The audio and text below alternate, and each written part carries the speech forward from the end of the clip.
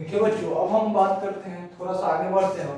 क्या लिखा हुआ है? An equation of the straight line joining the points a z1 and b z2 is z is equals to t z1 plus 1 minus t z2 where t is real। ठीक है बच्चों, देखिए a z1 और b z2, z1 और z2 दो point है, ठीक है। उन पॉइंट को ज्वाइन करने वाले लाइन का इक्वेशन ये भी एक हो सकता है। पहला मैंने एक बताया था नॉन पैरामेट्रिक फॉर्म, क्या z माइनस z1 बार वाला, लेकिन z1 और z2 को ज्वाइन करने वाले लाइन का एक इक्वेशन ये भी हो सकता है बच्चों, ठीक है। अब ये कैसे होगा, इसको आप लोगों को प्रूफ करना है, दिमाग लगा के लाना है। हाउ टू इसको प्रूफ करना है, प्रूफ दैट कि कैसे इस लाइन का इक्वेशन a z1 और b z2 को ज्वाइन करने वाले लाइन का इक्वेशन ये कैसे हो जाएगा, ठीक है। अच्छा हाँ, इतना जान लीजिए कि इस टाइप के इक्वेशन का नाम दिया गया पैरामेट्रिक फॉर्म।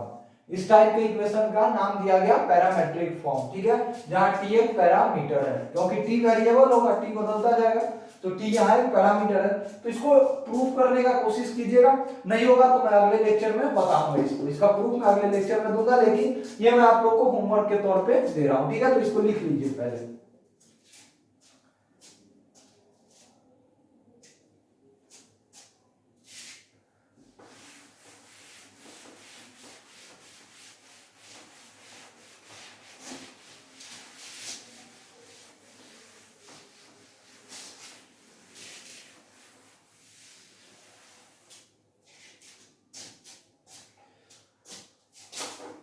Condition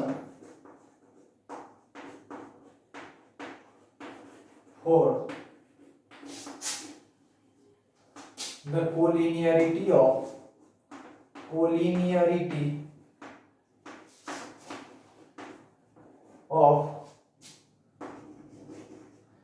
3 points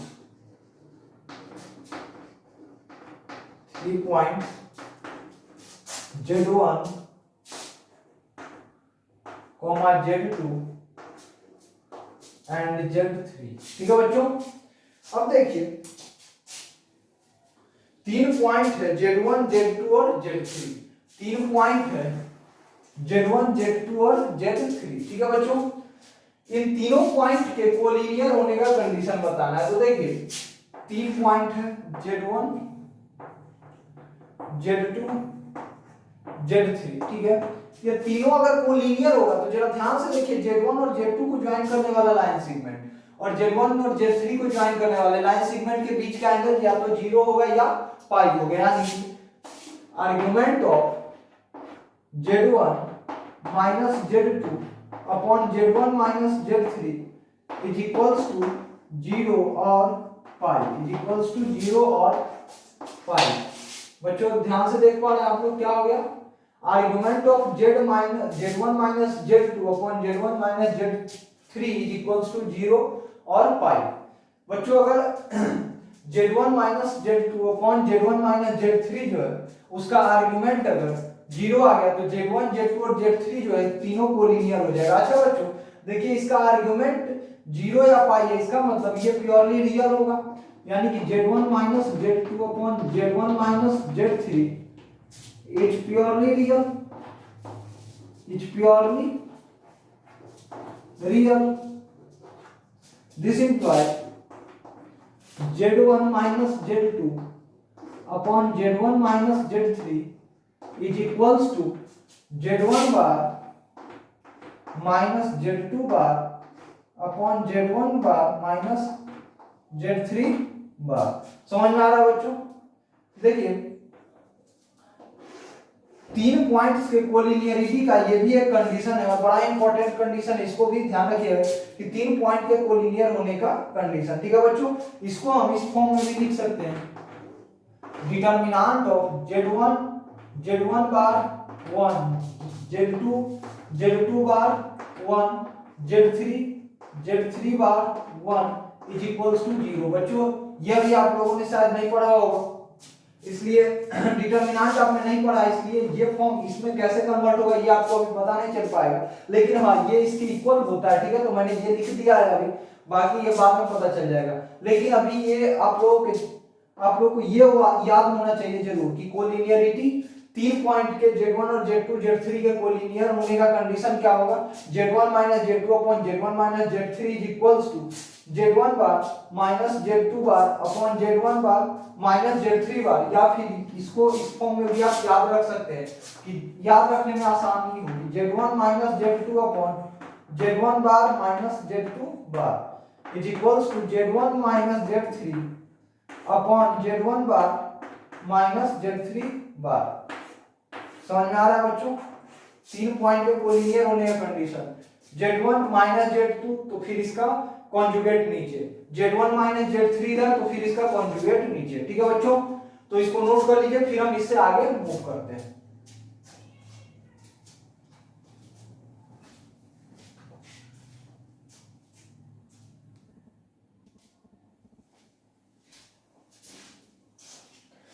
बच्चों अब हम आगे मूव करते हैं और अब हम एक कॉम्प्लेक्स प्लेन में लाइन का स्लोप निकालना देखते हैं। ठीक है, जो मैंने जिस लाइन का इक्वेशन लिखा है उस लाइन का कुछ ना कुछ स्लोप भी तो होगा, तो स्लोप हम कैसे फाइंड करेंगे, लाइन का इक्वेशन देख के हम स्लोप कैसे बताएंगे। ठीक है, तो चलिए बच्चों स्लोप फाइंड करने के लिए क्या करेंगे, हम पहले इसको कार्टेशियन फॉर्म में कन्वर्ट करेंगे और वहां से वही फंडा लगाएंगे, minus times coefficient of x upon coefficient of y। चलिए देखते हैं कैसे। देखिए लाइन का इक्वेशन आपको दे देगा, तो how slope of the line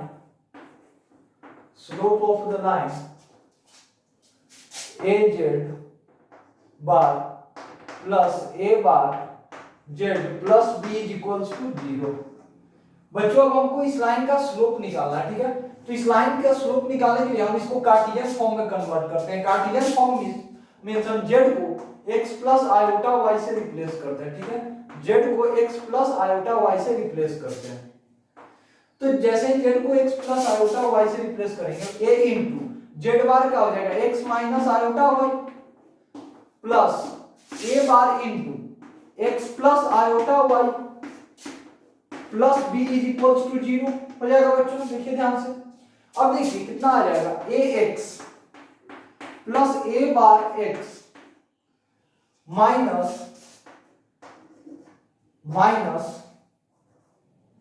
iota into a y plus iota times a bar y, iota times a bar y plus b is equals to 0।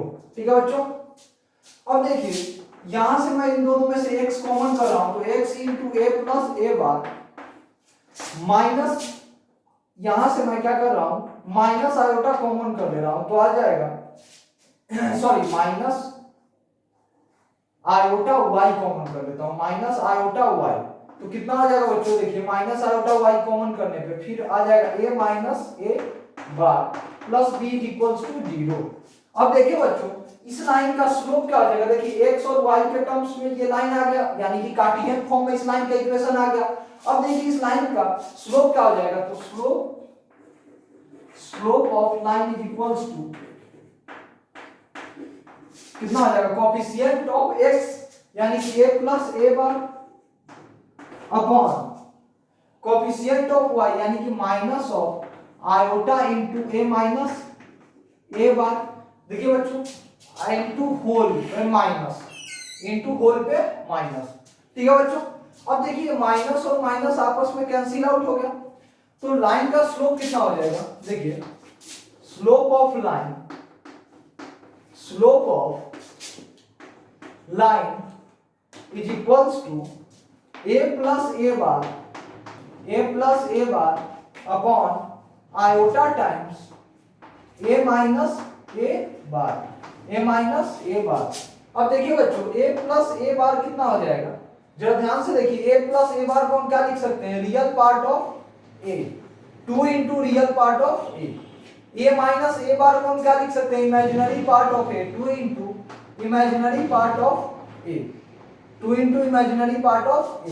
अब देखिए बच्चों इसको थोड़ा सा और स्टैंडर्ड फॉर्म में कन्वर्ट करने के लिए आयोटा से ऊपर नीचे मल्टीप्लाई कर दीजिए, 2 और 2 कैंसिल, तो आ जाएगा आपका iota into real part of a upon imaginary part of a minus times, ठीक है बच्चों। तो यहां पे देखिए स्लोप ऑफ लाइन कितना आ गया, स्लोप ऑफ लाइन आ गया आपका minus times iota into real part of A upon imaginary part of A. समझ में आ रहा है बच्चों, upon imaginary part of A. समझ में आया। अब देखिए बच्चों, इसको मैं एक और फॉर्म में लिख सकता हूं, स्लोप ऑफ लाइन को मैं ये भी लिख सकता हूं, स्लोप ऑफ लाइन को यहां से देखिए, स्लोप ऑफ लाइन को मैं लिख सकता हूं, slope of line is equals to क्या लिखा हुआ है, a प्लस ए बार। तो a को मैं क्या लिख सकता हूं, a प्लस ए बार, नहीं और कुछ नहीं, यही होगा, यही सही फॉर्म है। आप स्टूडेंट्स, यही सबसे स्टैंडर्ड फॉर्म है, आप इसी को याद रखिए। समझ में आ रहा है। और कोई फॉर्म हमारा स्टैंडर्ड नहीं है। देखिए हाँ, लिखने का तो लिख ही सकते हैं हम, क्यों नहीं लिख सकते हैं। देखिए a प्लस ए बार, देखिए a प्लस ए बार का मतलब क्या है, a plus conjugate of a, a plus conjugate of a upon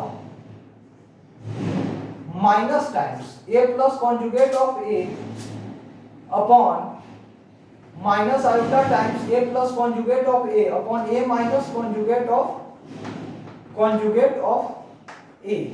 समझ में आ रहा है। इस फॉर्म में भी हम लिख सकते हैं इसको, minus of iota times a plus conjugate of a upon a minus conjugate of a। बच्चों देखिए, सबसे अच्छा यही तरीका, सबसे अच्छा फॉर्म यही है, आप इसको याद रखिएगा। ठीक है बच्चों, क्या लिखिएगा, slope of line minus times iota into real part of a upon imaginary part of a। और a क्या है बच्चों, जरा ध्यान से देखिए, a क्या है, तो z बार का कोफिशिएंट। a क्या है, z बार का कोफिशिएंट बच्चों। या फिर हम इससे अच्छा ये भी लिख सकते हैं, मैं इसको एक और तरीके से लिख सकता हूं, इसको नोट कीजिए, फिर मैं लिखता हूं, इसको नोट कर लीजिए, स्क्रीन को पॉज कर लीजिए।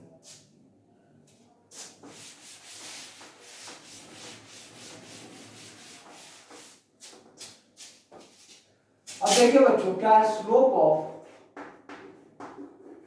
Of line is equals to क्या है, a plus A bar upon iota times a minus A bar. क्या है, iota times a minus A bar. तो बच्चों a प्लस ए बार को मैं लिख सकता हूं coefficient of z, coefficient of z plus coefficient of z bar upon iota times coefficient of z minus coefficient of, एक मिनट, ए बार z का coefficient होगा बच्चों, तो कोफिशिएंट ऑफ z और यहां कोफिशिएंट ऑफ z बार कर लीजिए, और यहां coefficient of z bar minus coefficient of z। क्योंकि बच्चों आप देखिए, z बार का कोफिशिएंट क्या है, a है, तो a की जगह हम कोफिशिएंट ऑफ z बार लिखेंगे ना, और a बार की जगह क्या है, कोफिशिएंट ऑफ z का कोफिशिएंट में a बार है, तो a बार की जगह कोफिशिएंट ऑफ z, और नीचे भी वही मैंने लिख दिया। तो बच्चों ये भी एक स्टैंडर्ड फॉर्म है, इसको भी आप ध्यान में रख सकते हैं। ठीक है, तो स्लोप के बारे में भी हमने डिस्कस कर लिया, अब हम इससे थोड़ा सा आगे निकलते हैं। ठीक है, इसको अच्छे से नोट कीजिए और अच्छे से एनालाइज कीजिए आया कैसे, और ध्यान भी रखिए, ये भी इंपॉर्टेंट है। समझ में आ रहा है। चलिए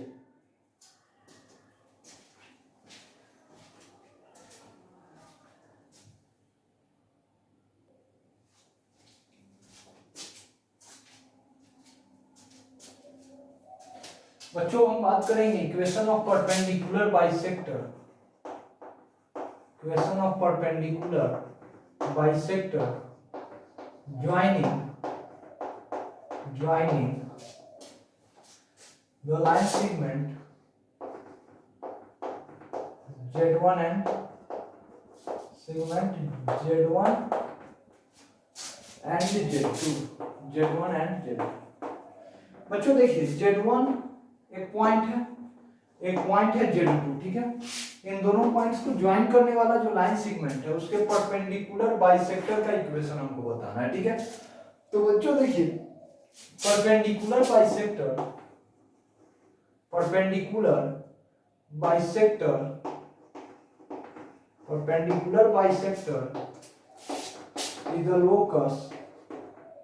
is the locus of a moving point of a moving point which moves such that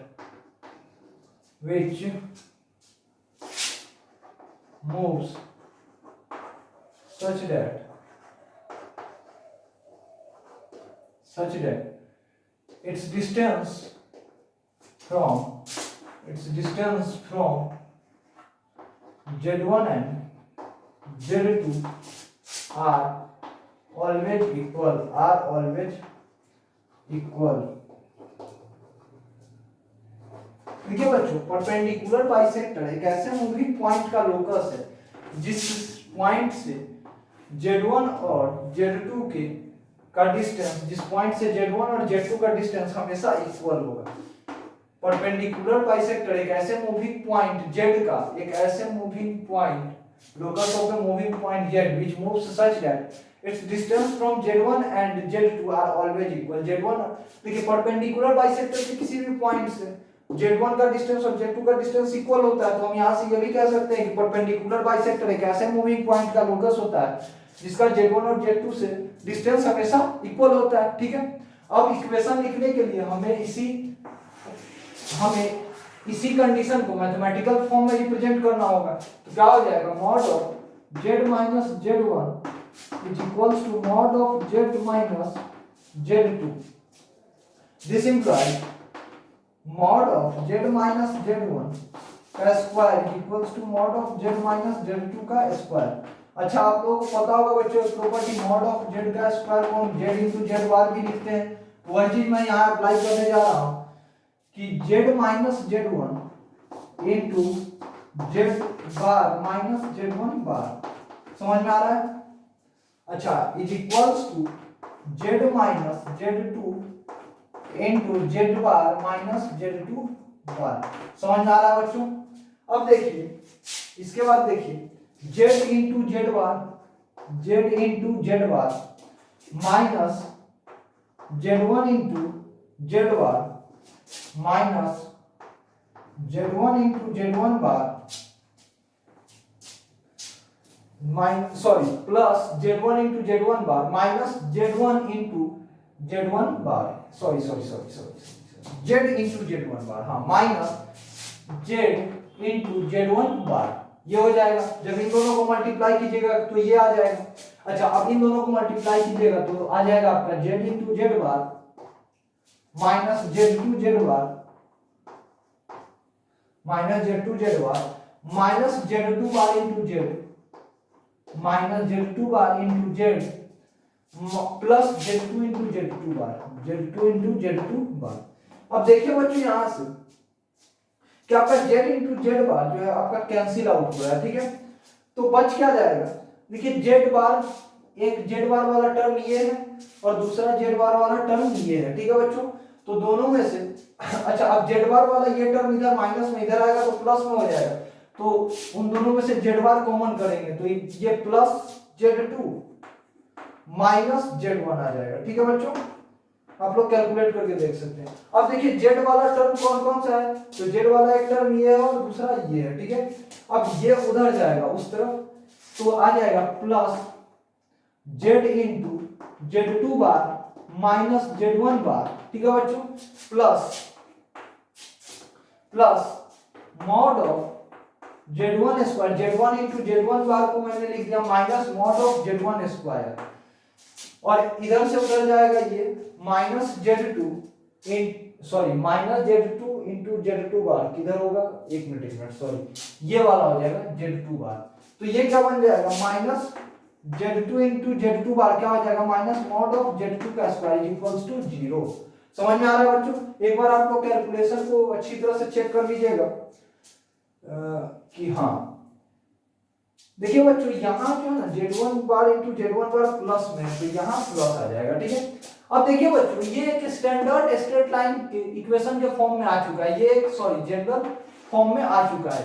देखिए ये क्या है, इसको अगर मान लीजिए A, ठीक है, इसको अगर आप मान लीजिए A, तो ये इसका कॉन्जुगेट लिखा हुआ है, ये इसका कॉन्जुगेट लिखा हुआ है जो कितना हो जाएगा A बार, और देखिए ये वाला जो है एक रियल नंबर लिखा हुआ है, ये एक रियल नंबर लिखा हुआ है जिसको हम b से रिप्लेस कर सकते हैं।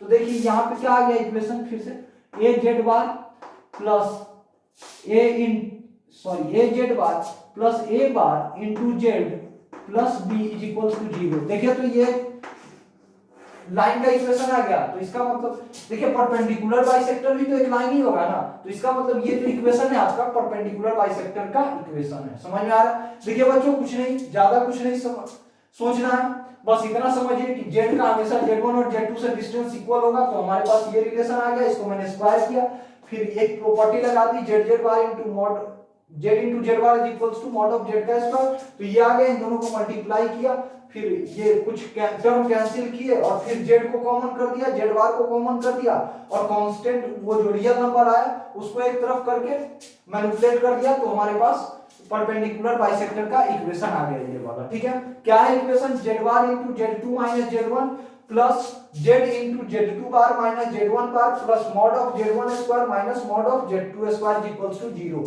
यही हो जाएगा आपका परपेंडिकुलर बाइसेक्टर का इक्वेशन। परपेंडिकुलर बाइसेक्टर का equation, equation of perpendicular bisector joining the line segment z1 and z2 is z bar into z2 minus z1 plus z into z2 bar minus z1 bar plus mod of z1 square minus mod of z2 square is equals to 0। बच्चों इसको अच्छी तरह note कीजिए, फिर हम अगले point पे move करते हैं।